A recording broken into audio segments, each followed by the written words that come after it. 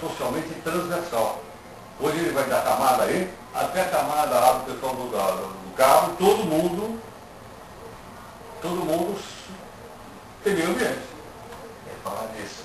Bom, queria falar agora sobre editoria. Você acredita que o jornalismo ambiental, algumas outras áreas do jornalismo, eles possam ser somente uma editoria politicamente correta, em vez de ser uma fonte de denúncia, Sem dúvida. formação da opinião pública? Claro, não, eu acho o seguinte, eu acho que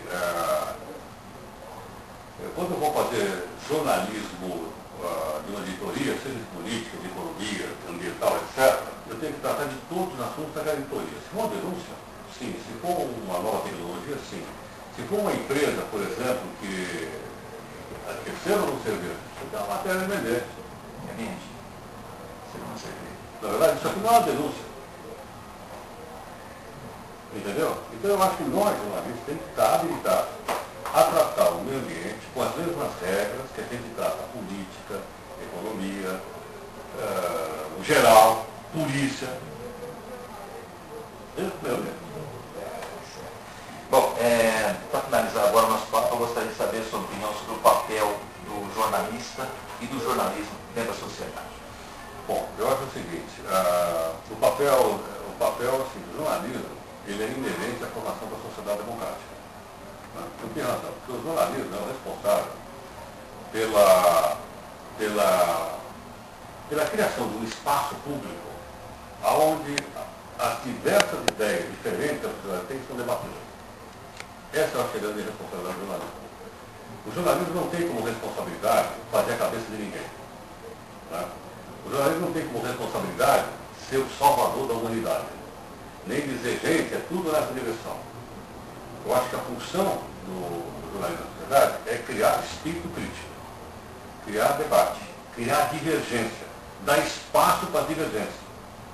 Para que a sociedade possa ver várias visões da mesma coisa e cada um de nós decidir por nós mesmos o que é melhor para nós.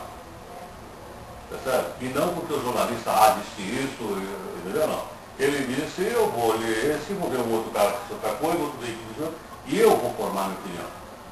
Tá? Então eu acho que a nossa função do jornalismo é manter aceso o debate e as contradições. Eu acho que nós jornalistas temos que ir atrás da contradição.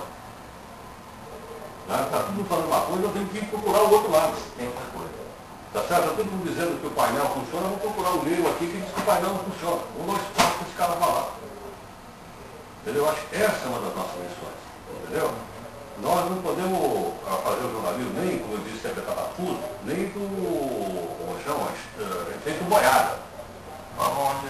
Tá certo? Está falando. Para todo mundo falar, não, tudo bem, nós vamos, mas nós vamos e votamos. Então, peraí. Né? Aí agora vamos procurar outro lado. Vamos procurar outra versão. Não, mas a outra versão não importa.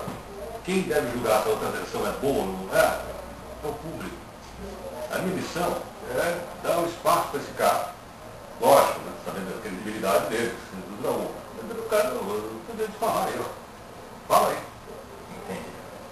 Bom, jornalismo ambiental. Você pode falar para a gente sobre o que você analisa que é o jornalismo ambiental dentro do contexto jornalístico?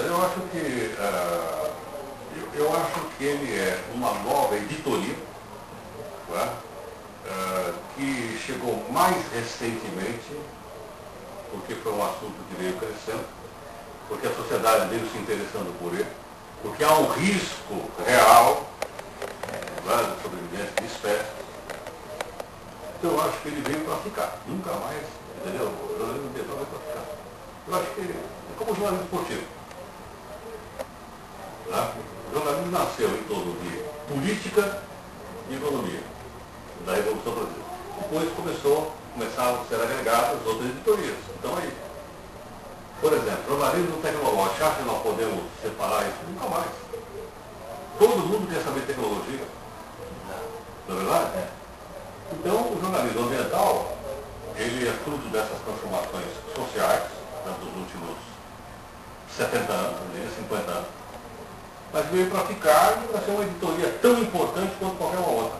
Porque não esqueça o seguinte, esses assuntos, eles são transversais, eles se misturam com o outro. Na verdade, eu não posso hoje, por exemplo, falar de economia sem falar de ambientalismo. Claro, uma empresa quando me manda hoje o seu relatório de performance, ela me manda um relatório simultaneamente de sustentabilidade. Porque as ações dela na Bolsa também valem dependendo do grau de comprometimento que ela tem com a sustentabilidade. Está cotado na Bolsa. Entendeu? Tem um exemplo interessante, é que em São Paulo tem uma empresa de água, chamada Sabesp. Ela diz, não, nós não somos uma empresa de água, nós somos uma empresa de meio ambiente. Pô, nós somos uma empresa de meio ambiente. Em suma, nós não estamos preocupados mais em fornecer água, nós precisamos tratar o esgoto, que passou a ser mais importante do que a água que todo mundo já tem. Entendeu? Agora o tratamento de esgoto passou a ser o mais importante. E ela tem ações vendidas na Bolsa de Valores de Nova York. Então quem audita isso não são os caras que a gente dá uma graninha para eles assinarem embaixo. Quem audita isso são os caras lá fora, meu amigo. O cara chega lá fora, entendeu? De repente pinta um cara que você não sabe aí, pô, esse relatório está dizendo que vocês são capazes. Onde é que está isso aqui? Vamos lá ver. Entendeu? E se esse troço não está certo, pimba no valor das ações lá. Tá certo? Porque não é mais aquele negócio do eco chato, entendeu? Meia dúzia de panaca, então defendendo a água, não deixou de ser. Deixou de ser, né? Deixou, entendeu? Eu até comento que eu acho assim, agora o jornalismo, a tendência dele é, assim como todo dia ele fala de esporte, política, ter um espaço livre. Não, mas nós temos aqui. Nós temos um excelente cara, que não sei se você conhece, o Sérgio Alves.